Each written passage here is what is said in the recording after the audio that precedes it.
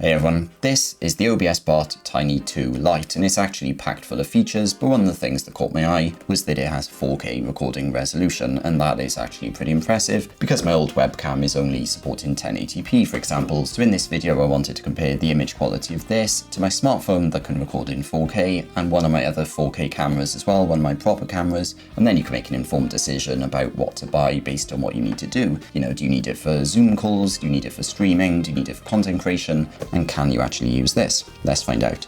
Okay, so I'm now live. This is going to get very confusing, but basically I've got my Samsung S23, I got my Logitech 1080p webcam, I got my OBSBOT, which is obviously tracking me, so every time I move, it's obviously moving, which is cool.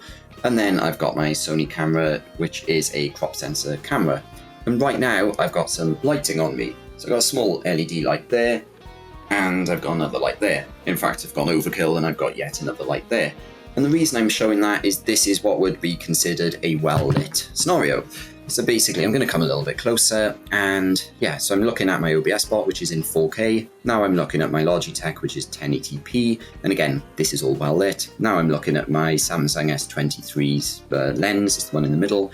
And now I'm looking at my Sony camera, and my Sony camera is unfortunately on a bit of a wonk. I couldn't get it any better, but in general I've tried to keep the sensors and the images as close as I could. So this is in good light, this is what I look like, but next I'm going to turn off some of the lighting and actually see what I look like with that turned off.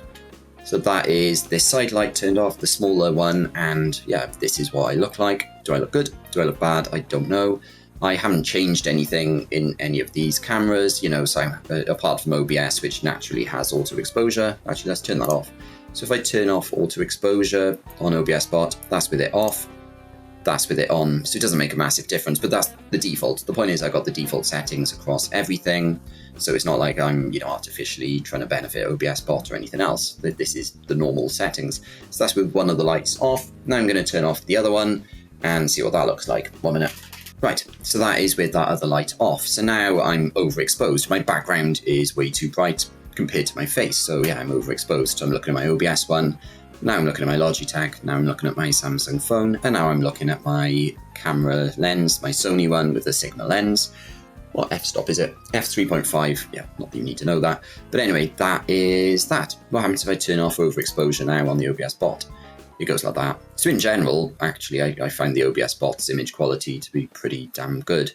I don't know the exact results yet, but yeah, you can see them on the screen now. So that wraps it up. I'm fairly impressed with this, considering the price and how small it is. I am actually fairly impressed with it, but obviously nothing's perfect. But I hope you enjoyed this video. If you've got any questions at all though, please drop me a comment. And if you enjoyed this video, please click the thumbs up button and please subscribe to see more videos like this. Thanks for watching.